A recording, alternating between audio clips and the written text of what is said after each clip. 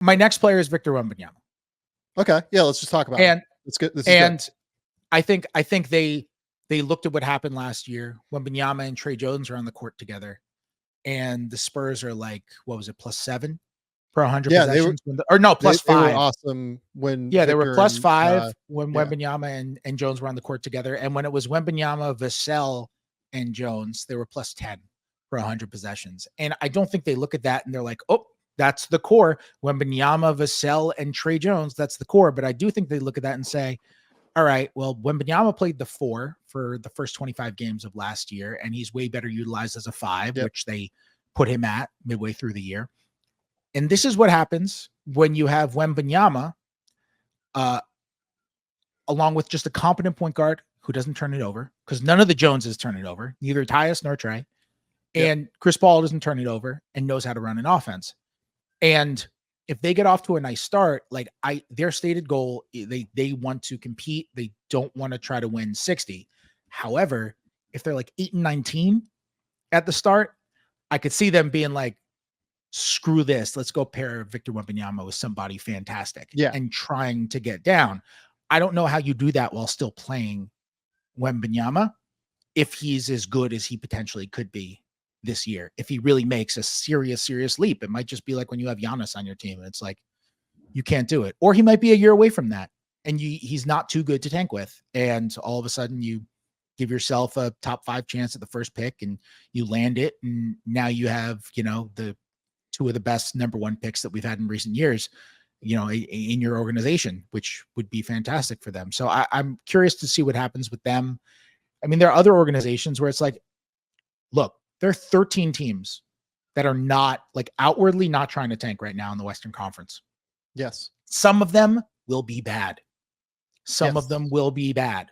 Like, we don't know what's happening with Kawhi Leonard. And that's really interesting for another reason, because the Thunder can take their pick and it's unprotected.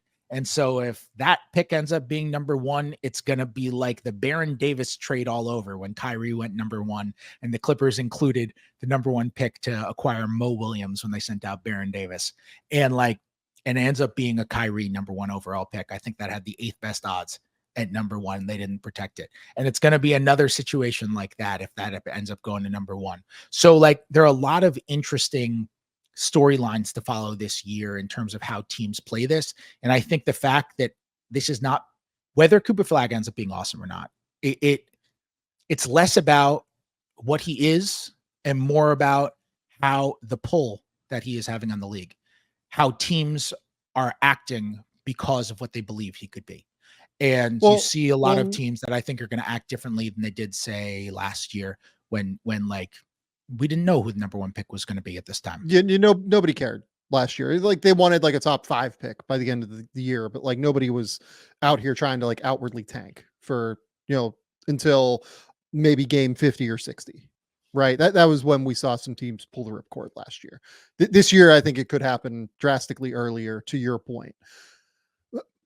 On the Wembanyama side, because I agree with you, Victor, I didn't have Victor on my list, but Victor is undeniably an incredibly interesting player this year. What my worry with the Spurs is I kind of said a little bit earlier, I worry that the guys that they got are less than what people think that they are, maybe. I'm not sure if people recognize the level to which it felt like Chris Paul slowed down last year.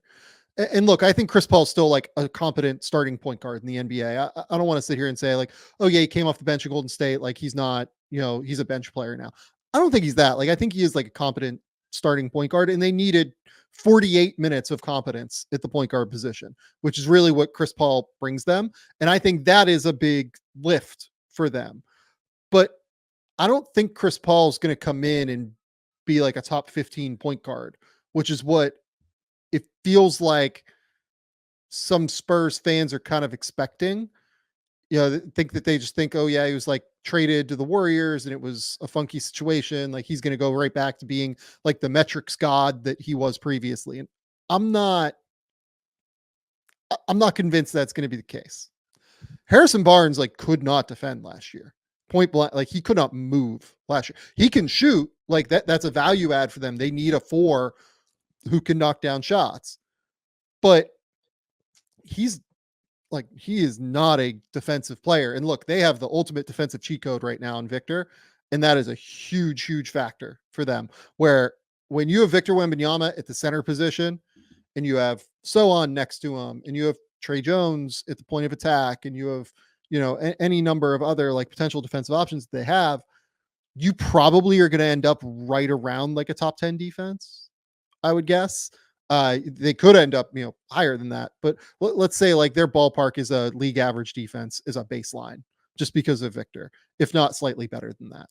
So defensively, they're going to be good. I just worry about what the offense is going to look like if Devin Vassell doesn't take that next step forward as a shot creator. If frankly, like if Victor does not become more efficient as a shot creator, I think he probably will at the end of the day, but like, and this is preseason and I don't like taking any takeaways in terms of actual quality of play from preseason. I like taking stylistic things, as I talked about with Phoenix earlier.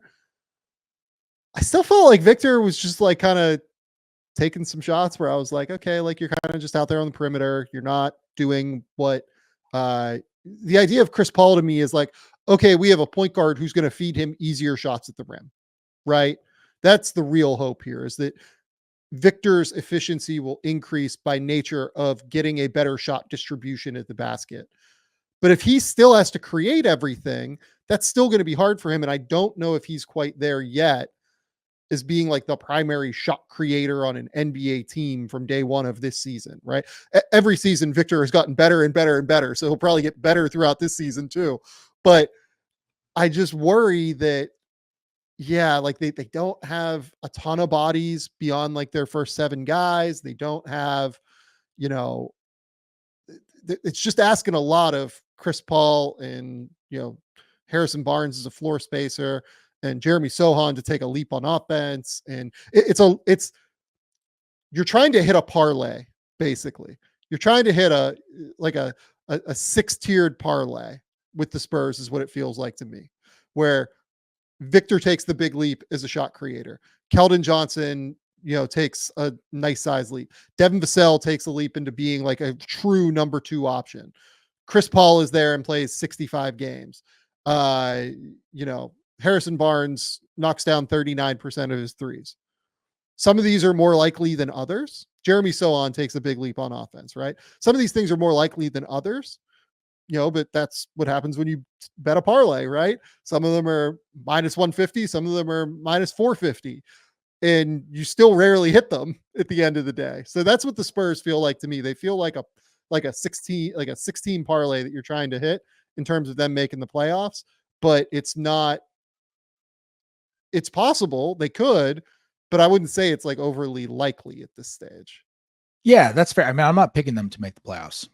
I'm not picking them to make the playoffs. I think they could be in tension for the play-in. I think they could. I think the argument for that would be not necessarily even just what you're talking about. I think the other part of it is sometimes you can get better, not even by necessarily making these fantastic additions or these spectacular changes, but just by trimming the pork. So last year, I mentioned Wembanyama playing the 4 for a lot of the year. That made him worse. Jeremy Sohan was playing point guard for a lot of the year. That was an experiment. It was catastrophic. Yeah. And right. I like Sohan a lot. That was insane. And you know what? I remain convinced, because I think Jeremy Sohan's going to be a good role player. And I remain convinced that we're going to look back on Jeremy Sohan's time playing the point and say, that was good for him. The same way how like Bruce Brown came up a point guard, and nobody thinks of Bruce Brown as a point guard now, but don't you think that Bruce Brown's time as a point guard helped him see the floor and learn as a facilitator when it comes to setting screens, secondary facilitating, no other guys' roles, all that kind of stuff? Boris Diaw came up a point guard. Same thing. Sohan has a chance to be like a supersized Bruce Brown.